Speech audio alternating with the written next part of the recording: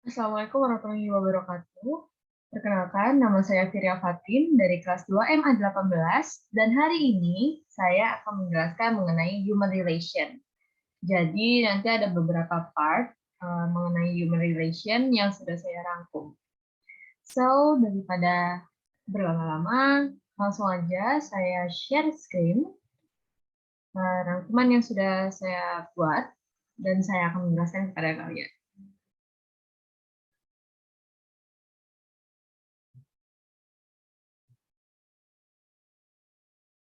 Ya, oke.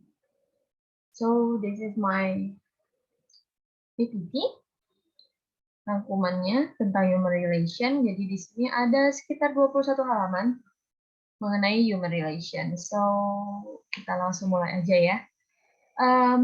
Apa yang pertama kali kalian pikirkan tentang human relation? Pasti tentang hubungan antara sesama manusia, ya kan? So, pasti udah seperti itu sih ya, human relation, hubungan antar manusia. Kalau misalkan kita terjemahi secara sembarang lah istilahnya gitu. But, dalam definisinya, human relation adalah proses interaksi antar individu secara persuasif yang dapat menimbulkan kepuasan secara psikologis dan rasa saling pengertian satu sama lain.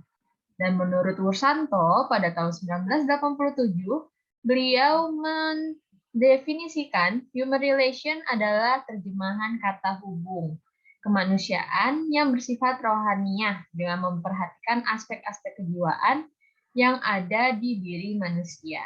Misalnya watak, sikap, tingkah laku, perangai, dan sebagainya. Selanjutnya, dari definisi tersebut kita bisa tahu ya sifat dari human relation itu seperti apa. Jadi sifat dari human relation itu ada dua, yaitu persuasif dan sugestif. Artinya apa?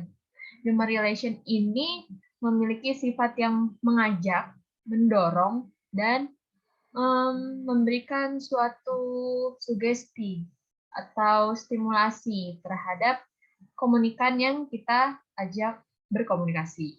Dan apa tujuan dari sifat-sifat tersebut? Jadi masuk ke tujuan human relation itu pertama untuk menciptakan rasa saling mengerti, menimbulkan kepuasan psikologis, dan membangun hubungan yang positif. That's why sifat human relation itu memiliki sifat persuasif dan sugestif. Karena tujuannya seperti itu. Selanjutnya, manfaat yang didapat dari human relation itu pertama mengatasi dan meminimalisir konflik. Kedua, memberi dan mempererat hubungan baik, dan membantu kinerja tim. Kan semakin baiknya hubungan kita antar sesama, maka segala konflik itu dapat diatasi dan diminimalisir. Dan keterampilan yang harus ada nih pada public relation atau human relation, pertama secara kognitif, ia mampu memecahkan masalah, berpikir kritis, kreatif, dan inovasi. Jadi dia tidak bingung ketika menghadapi sebuah masalah. Selanjutnya secara hubungan, dia mampu bernegosiasi, mampu berkomunikasi dengan baik dan membangun kepercayaan. Dengan komunikasi dan negosiasi dapat membangun kepercayaan. Gitu. Selanjutnya secara pribadi, secara kepribadiannya dia harus fleksibel, mampu beradaptasi, dan memiliki kemampuan untuk mendekatkan. Dalam artian dia bisa membangun sebuah relasi yang baik tanpa adanya kecanggungan di dalam hubungan tersebut. Selanjutnya, ini yang part kedua mengenai komunikasi dalam human relation. Apa sih komunikasi itu? Komunikasi adalah proses penyampaian pikiran atau perasaan oleh seseorang kepada orang lain dengan menggunakan lambang-lambang yang bermakna bagi kedua pihak. Kalau menurut Laswell ya, who says what in which channel, to whom, with what effect. Seperti itulah. Jadi menyampaikan pesan melalui apa, pada siapa, dan apa efeknya. Itu juga masuk ke dalam komunikasi di human relation.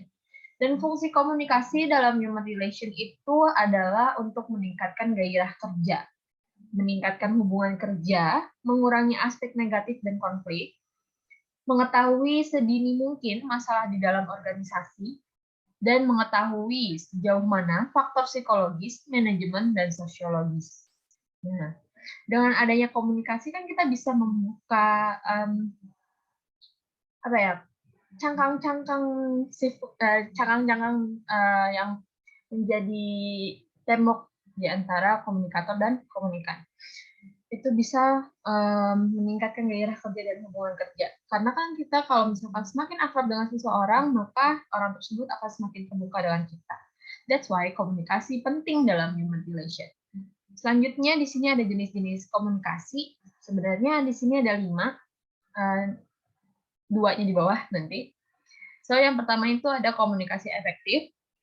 McCroskey, Larson, and Knapp pada tahun 2001 itu mendefinisikan komunikasi efektif dapat dicapai dengan mengusahakan ketepatan, accuracy, yang paling tinggi derajatnya antara komunikator dan komunikan dalam setiap komunikasi. Jadi ketepatan dalam berkomunikasi, ketepatan dalam pemilihan kata, pemilihan topik, itu berperan penting juga dalam komunikasi efektif. Selanjutnya ini ada 3 hal yang bisa mengatakan bahwa komunikasi itu berjalan efektif. Pertama, pesan dapat diterima dan dimengerti. Kedua, pesan disetujui dan ditindaklanjuti sesuai kehendak pengirim, dan pastinya tidak ada hambatan. Kalau misalkan di sini sudah timbul pengertian dari pesan-pesan yang dikirimkan komunikator kepada komunikan, otomatis komunikasi tersebut efektif. Tidak ada miskomunikasi. Selanjutnya, 5 hukum komunikasi efektif menurut Sari pada tahun 2006 di bukunya halaman 8. Pertama ada respect, menghargai. Kedua, empathy, menempatkan diri pada suatu kondisi. Terus audible, melalui media. Clarity, jelas. Humble, rendah hati. Jadi itu 5 hukumnya. Dan itu berkaitan dengan pesan yang diterima dan dimengerti. Begitu. Terus selanjutnya ada komunikasi formal. Komunikasi formal ini menurut Effendi pada tahun 2005 beliau menjelaskan sistem komunikasi formal biasanya mengikuti garis-garis wewenang sebagaimana dituangkan dalam struktur organisasi. Proses komunikasi biasanya dilakukan di dalam lembaga formal melalui garis perintah atau sifatnya instruktif.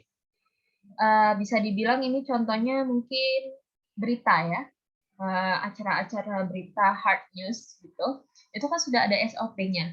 Bagaimana ia harus berkomunikasi kepada penonton, menyampaikan informasi dengan formal. Jadi ada salam pembukanya dan sebagainya. Sampai salam penutupnya itu sudah ada SOP-nya tersendiri. Selanjutnya komunikasi informal. De Vito pada tahun 2011 menjelaskan komunikasi informal sebagai komunikasi yang disetujui secara sosial, yang orientasinya tidak pada organisasi, tetapi lebih secara individual. Ini komunikasi yang biasa kita lakukan kepada teman kita atau kehidupan sosial kebiasaan kita sehari-hari. Misalkan kayak acara-acara infotainment, itu juga menjadi salah satu komunikasi informal. Kenapa? Dia tidak terikat oleh sebuah SOP, tidak melalui garis perintah atau sifatnya tidak instruktif. Gitu. Jadi ya ngobrol secara santai aja, itu komunikasi informal. Selanjutnya di sini ada komunikasi verbal dan non-verbal. Jadi komunikasi verbal ini bukan hanya komunikasi lisan saja, tapi sebenarnya komunikasi verbal itu termasuk juga tulisan. Dan Goffman pada tahun 2005 dalam bukunya di halaman 154, komunikasi dengan kata-kata verbal melalui komunikasi yang kita sebut bahasa, karena dapat membantu kita untuk memiliki kemampuan memahami. Benar kan? Dengan kata-kata, dengan bahasa, kita dapat memahami apa yang disampaikan seseorang kepada diri kita melalui lisan dan tulisan. Itu komunikasi verbal. Kalau komunikasi nonverbal itu adalah perilaku dan karakteristik yang mengirimkan makna tanpa menggunakan kata-kata. Dan sebenarnya kita lebih banyak menggunakan komunikasi nonverbal daripada verbal secara tidak sadar. Karena apa? Setiap kita berbicara, ya kan, kita akan menunjukkan mimik muka yang menunjukkan makna, ekspresi, rasa, kondisi hati kita yang tidak kita sampaikan ketika kita berbicara. Jadi di sini ada beberapa jenis komunikasi nonverbal. Pertama secara kinetik, itu secara gerakan. Misalkan ini, tanda jempol ke atas, bagus ya kan, jempol ke bawah, buruk. Terus habis itu secara haptik, terus penampilan fisik, artefak, misalkan ini seragam PNS, seragam TNI, seragam polisi, seragam dokter, itu secara nggak langsung itu menunjukkan profesi mereka tanpa harus mereka bicara kepada kita. Terus secara proximate, keheningan, para bahasa itu seperti bahasa isyarat, gitu. Terus kronomik dan faktor lingkungan. Di situ masuk ke dalam jenis-jenis komunikasi nonverbal. Oke, di situ tadi udah masuk ke komunikasi ini, komunikasi dalam human relation. Selanjutnya di sini ada communication style and self-esteem, yaitu gaya komunikasi dan harga diri. Dan harga diri nanti di bawah ini akan saya jelaskan. So, gaya komunikasi menurut Tubbs and Moss pada tahun 2014 di halaman 31 sampai 32 itu membagi gaya komunikasi menjadi 6. Pertama, the controlling style, itu sifatnya mengendalikan, cenderung satu arah dalam berkomunikasi, tidak tertarik dengan feedback, dan tidak khawatir pandangan negatif. Jadi ini biasanya di media televisi ya. Televisi kan seperti itu, satu arah gitu kan. Tidak ada feedback. Terus abis itu ada the equalitarian style, memiliki landasan kesamaan, bersifat dua arah, terus dilakukan secara terbuka dan santai, dan memiliki sikap kepedulian yang tinggi. Ini biasanya kita ngobrol dengan teman sebaya atau orang yang baru dikenali, namun memiliki kesukaan, hobi yang sama dengan kita, maka itu bisa dikatakan the equalitarian style. Kenapa? Dia sifat dua arah, terbuka dan santai. Terus ada rasa kepedulian terhadap topik yang dibicarakan. Yang ketiga ada the structuring style, memanfaatkan pesan verbal, memanfaatkan perintah dan struktur, serta perhatian pada mempengaruhi orang. Ini biasanya promosi-promosi produk, ya kan? Secara verbal itu kan tadi tulisan dan tulisan. Jadi iklan di televisi, terus ada karena dia ada perintah dan strukturnya, bagaimana menjelaskan produk tersebut agar menarik perhatian orang. Terus habis itu ada the dynamic style. Dia agresif, menstimulasi, efektif mengatasi persoalan kritis. Ini biasanya ada di kampanye-kampanye. Karena apa? Dia bersifat agresif dan menstimulasi dan berusaha untuk mengatasi persoalan kritis. Selanjutnya ada the relinquishing style. Dia sedia menerima saran. Itu biasanya di media sosial ya kan? Karena udah ada kolom komentar, jadi orang bebas memberikan saran. Selanjutnya ada mengakibatkan lemah komunikasi. Ini sebenarnya, I think it's wrong. Salah menulis ya waktu itu sorry. So di sini maksudnya adalah the withdrawal style. Ini salah tulis. The withdrawal style itu mengakibatkan lemah komunikasi. Karena apa? Dia sudah menolak perintah dari komunikator atau menolak pesan dari komunikator. Ya jadi nggak ada komunikasinya sama sekali. Itu the withdrawal style. Withdrawal ya. Terus abis itu karakter dan komunikasi. Menurut Suyanto dan Muslik, dalam Muslik, pada tahun 2011 di halaman 70, karakter adalah cara berpikir dan berperilaku seseorang yang menjadi ciri khas dari tiap individu untuk hidup dan bekerja sama, baik dalam keluarga, masyarakat, dan negara. Jadi karakter itu sudah ada pada diri kita. Tapi karakter sebenarnya bukan secara genetik sih sebenarnya, bisa karena faktor eksternal juga bisa membentuk suatu karakter. Dan ada apa aja sih dalam karakter itu? Di sini ada jenis-jenis karakter. Yang pertama, extrovert.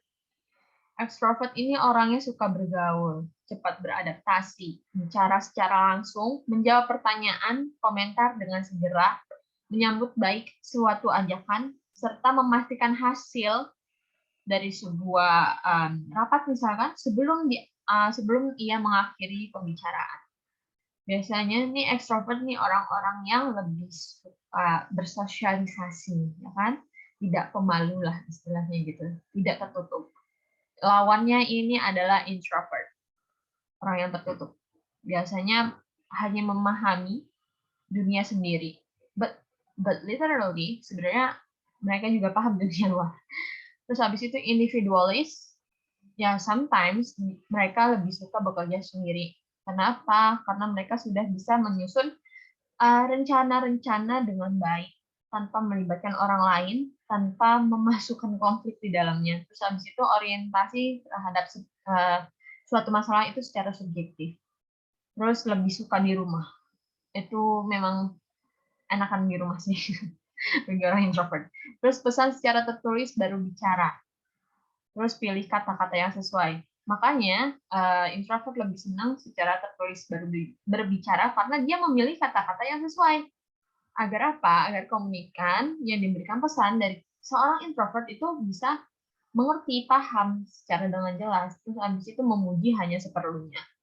Dan habis introvert, di situ ada intuitif. Ini salah ketik lagi.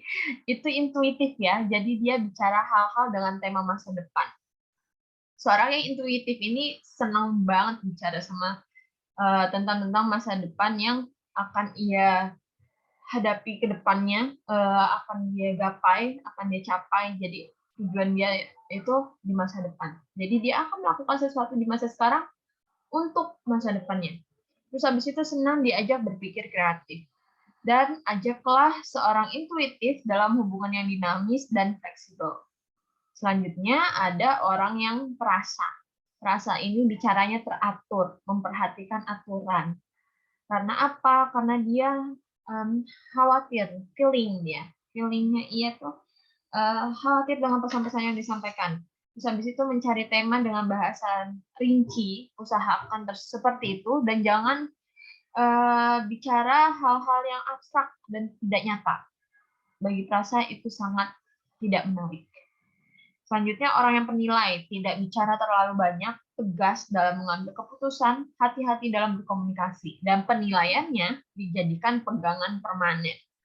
Itu orang yang penilai. Jadi harus hati-hati dalam berperilaku di orang penilai tersebut. Selanjutnya karakter juga bisa ditentukan dengan beberapa jenis. Di sini ada 4 jenis, tapi di dalamnya ada subjetnya lagi. Secara pola itu ada doer, pelaku, terus ada influencer, berpengaruh, connector, penghubung. Terus secara ekspresi itu ada dresser, pengungkap, drive, pendorong, analytical, analytis. Terus habis itu secara gerak ada socializer, penggembira, thinker, pemikir, director, pengarah. Terus habis itu ada sistem representational secara visual, auditory, dan kinesthetic. Setelah karakter komunikasi, kita masuk ke self-esteem atau harga diri. Menurut Lerner and Spanier dalam Gufron dan Risnawati di bukunya tahun 2010 di halaman 40, menjelaskan tentang harga diri. Harga diri adalah tingkat penilaian yang positif atau negatif yang dihubungkan dengan konsep diri seseorang. Dan pembentukan self-esteem menurut Coppersmith, yang pertama adanya kekuatan, power.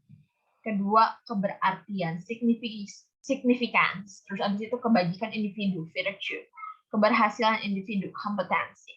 Kekuatan, keberartian, seberapa kuatkah, seberapa ia memiliki kuasa dalam suatu lingkungan sosial, itu harga dirinya pasti lebih tinggi dibandingkan orang-orang yang lain di lingkungan tersebut. Selanjutnya, secara kebajikan individu. Ini secara perilaku ia dalam bersosialisasi. Lebih cenderung menunjukkan hal-hal yang positif dibandingkan hal-hal yang negatif. Dan hal-hal positif tersebut dapat membantunya menaikkan harga dirinya. Selanjutnya, keberhasilan individu, kompetensi. Secara kompetensi, ini balik ke latar belakang dirinya. Bagaimana prestasinya, bagaimana pendidikannya. Semakin berprestasi dan semakin tinggi pendidikannya, atau semakin tinggi karirnya, biasanya harga dirinya itu semakin tinggi. Terus, gimana sih karakteristik orang yang memiliki self-esteem yang tinggi. Itu ada dalam Brandon, dalam Gufron tahun 2010. Di sini ada 4 karakteristik. Pertama, mampu menanggulangi kesengsaraan. Nah, orang yang memiliki harga diri yang tinggi itu mampu menanggulangi kesengsaraan. Karena apa? Mereka tidak bisa berlarut-larut dalam sebuah masalah tanpa memikirkan solusinya. Jadi mereka tuh nggak bisa diem tuh. Kalau misalkan dia dapat masalah, secepat mungkin berusaha secepat mungkin untuk menanggulanginya. Karena apa? Karena mereka takut akan mengotori harga dirinya gitu. Terus abis itu berambisi. Balik lagi ke bagian yang sebelumnya itu, yang tadi keberhasilan individu, kompetensi, jiwa kompetisinya. Orang yang memiliki harga diri yang tinggi itu sangat besar, berambisi. Mereka berusaha untuk lebih dari orang lain. Selanjutnya memiliki kemungkinan untuk lebih kreatif dalam bekerja dan sebagai sarana untuk menjadi lebih berhasil. Balik lagi ke ambisi. Dan memiliki kemungkinan lebih dalam dan besar untuk membina hubungan interpersonal dan tampak lebih gembira dalam menghadapi realitas. Kenapa ia gembira dan lebih dalam dan besar untuk membangun hubungan interpersonal? Karena ia memiliki kepercayaan diri yang tinggi melalui harga diri yang tinggi. That's why dia berambisi. Selanjutnya, gimana sih kalau yang self-esteem-nya rendah? Itu dia selalu merasa tidak mampu dan tidak berani mencari tantangan baru. Nyaman di zonanya, tidak yakin pada pemikirannya, takut akan komentar orang lain, dan merasa tidak bahagia. Kenapa ia tidak bahagia? Karena ia tidak memiliki kepercayaan diri yang tinggi. Karena apa? Dia terlalu memikirkan hal-hal yang sebenarnya tidak harus dipikirkan seperti komentar-komentar dari orang lain. Intinya adalah lakukanlah hal-hal yang menurut kalian mampu dan semasa itu positif dan bisa mengembangkan diri kalian. Gak usah mikirin komentar orang lain dan cobalah untuk keluar dari zona nyaman. Hadapi sebuah tantangan-tantangan baru agar diri kita semakin berkembang dan self-esteem kita ini semakin tinggi. Selanjutnya, faktor dari harga diri, menurut Buffon di tahun 2010 ada jenis kelamin, intelijensi, kondisi fisik, lingkungan keluarga, lingkungan sosial. Jenis kelamin, gender, perempuan dan laki-laki. Biasanya perempuan tuh paling minder karena apa? Karena komentar dari orang-orang di sekitarnya. Ah, ngapain sih perempuan tinggi-tinggi sekolahnya, ya kan? Ngapain ngejar karir? Mau nanti juga di rumah kok. Terus habis itu kalau misalkan secara intelijensi, biasanya orang yang memiliki pendidikan di bawah itu cenderung takut dia. Cenderung takut untuk mencoba hal-hal yang baru.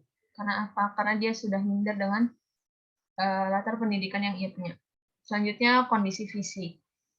Ya, itulah. Terus habis itu lingkungan keluarga dan lingkungan sosial. Selanjutnya, aspek self-esteem menurut Hedron and Pallavi dalam Susanti tahun 2006 ada performance self-esteem, social self-esteem, psycho self-esteem. Ini performance itu secara performanya, penampilannya ia di dalam bersosialisasi, balik ke social self-esteem, terus habis itu psycho self-esteem. Terus tips meningkatkan self-esteem, menghargai diri sendiri, menyukai diri sendiri. Gambarkanlah diri sepositif mungkin. Yakin sama diri kita sendiri kalau kita itu bisa. Mau seperti apapun itu, kita manusia, kita berhak untuk memiliki harga diri yang tinggi. Jadi jangan menganggap remeh diri kita sendiri. Selanjutnya di sini ada personal value, influence, ethical choice. Di sini ada karakter, integritas, dan moral. Ada 9 pilar karakter yang berasal dari nilai luhur universal yang dapat dijadikan pendidikan karakter. Itu pertama ada cinta Tuhan dan segenap ciptaannya, kemandirian dan tanggung jawab, kejujuran atau amanah, bijaksana, hormat dan santun, dermawan, suka menolong, dan gotong royong, percaya diri, kreatif, dan pekerja keras, kepemimpinan dan keadilan, baik dan rendah hati, serta toleransi, kedamaian, dan kesatuan. itu pilar karakter. Dan proses pembentukan karakter itu pertama ada pengenalan, pemahaman, penerapan, pengulangan atau pembiasaan, pembudayaan, internalisasi menjadi karakter. Biasanya kita sudah dimulai dengan pengenalannya udah dari bayi, ya kan? Itu akan menjadi sebuah pembiasaan dan internalisasi menjadi karakter.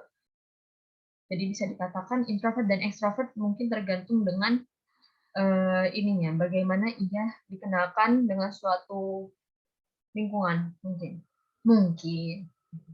Terus integritas. Secara dalam bahasa Latin itu disebut integer, sebuah nilai yang selalu menjadi dasar untuk menjamin kejujuran nilai-nilai lainnya. Dan fungsi integritasnya ada dua, secara fungsi kognitif yaitu kecerdasan moral dan self-insight, secara afektif itu conscience dan self-regard. Terus tujuan dari integritas adalah sebuah kunci meraih keberhasilan, mampu memimpin dan dipimpin, melahirkan kepercayaan, serta melahirkan prestasi. Dan ciri-ciri integritas itu adalah tepat janji. Orang-orangnya itu tepat janji, taat asa, tidak pelin-pelan. Komitmennya teguh dan penuh tanggung jawab. Terus habis itu jujur dan terbuka, serta menghargai waktu dan menjaga prinsip dan nilai. Selanjutnya, ada moral, yaitu aturan kesusilaan yang meliputi semua norma kelakuan, perbuatan, tingkah laku yang baik. Jenis moral itu ada dua, murni itu hati nurani, moral terapan itu ajaran agama, adat, dan filosofi. Terus faktor moralitas menurut Santrock pada tahun 2003 ada modeling, yaitu meniru, situasional tergantung situasi, lingkungan, dan diri. Selanjutnya ada pembentukan nilai pribadi. Nilai pribadi ini menyangkut dengan moral, integritas, dan karakter. Jadi tahapannya itu ada masa bayi, infancy, trust, mistrust terhadap sesuatu, karena apa dia belum tahu apa-apa, jadi masih percaya dan tidak percaya. Selanjutnya masa kanak-kanak awal, early childhood, autonomy, shame, doubt. Itu biasanya dia takut untuk berbicara. Maksudnya dia sudah berbicara tapi takut salah gitu. Terus habis itu masa prasekolah, preschool, inisiatif, guilty. Terus masa sekolah, school age, industry, inferiority, masa remaja, adolescence, identity confusion. Biasanya masa remaja tuh masih mencari-cari identitas. Selanjutnya masa dewasa awal, yang adulthood, intimacy and isolation, mulai mencari apa yang harus dilepaskan dan apa yang harus tetap kita jaga. Di situ masa dewasa awal. Terus ada masa dewasa adulthood, generativity, stagnation, biasanya ini udah karir bagus gitu kan, karir yang bagus. Terus habis itu masa hari tua, sense, ego integrity, despair. Biasanya lebih egois. Karena apa? Mungkin mereka karena sudah sudah memiliki suatu pengalaman yang lebih banyak. Terus secara nilai pribadi, pertama nilai nurani, values of being, nilai member, values of giving. Selanjutnya part 6, an ethic framework and ethical choice. Itu menurut Magnus Seno, etika adalah sebuah ilmu dan bukan sebuah ajaran. Unsur pokoknya kebebasan sosial dan eksistensial, tanggung jawab, serta hati nurani. Faktor pengambilan keputusan ada tahap perkembangan moral, lingkungan organisasi, tempat kedudukan, kendali. Langkah pengambilan keputusan. Pertama, menentukan fakta. Identifikasi dengan pemegang kepentingan dan pertimbangkan situasi dari sudut pandang mereka. Pertimbangkan alternatif yang tersedia atau disebut imajinasi moral. Pertimbangkan bagaimana sebuah keputusan dapat mempengaruhi pasar pemegang kepentingan. Dan membandingkan dan mempertimbangkan alternatif berdasarkan konsekuensi, kewajiban, hak, dan prinsip, dampak bagi integritas dan karakter pribadi, membuat keputusan dan memantau hasilnya. Selanjutnya, etika manajemen, faktornya manajer secara pribadi, organisasi, lingkungan luar.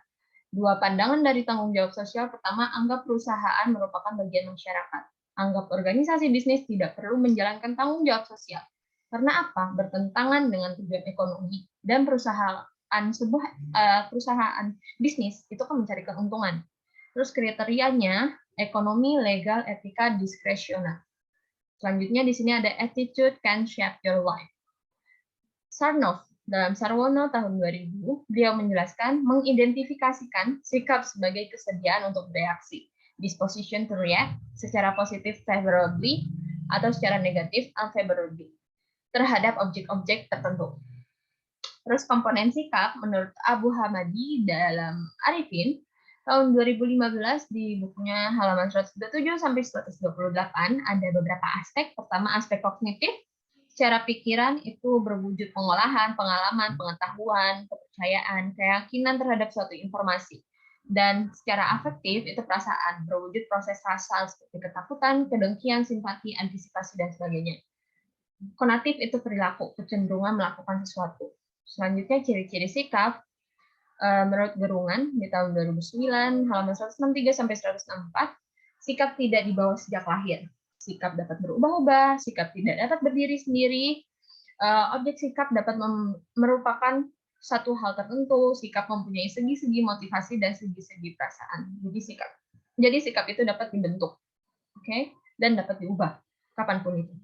Selanjutnya, fungsi sikap menurut Card dalam Anwar tahun 2015 di halaman 53, fungsi penyesuaian diri, pertahanan ego, ekspresi nilai, dan pengetahuan. Itu fungsi dari sikap. Selanjutnya, pembentukan dan perubahan sikap.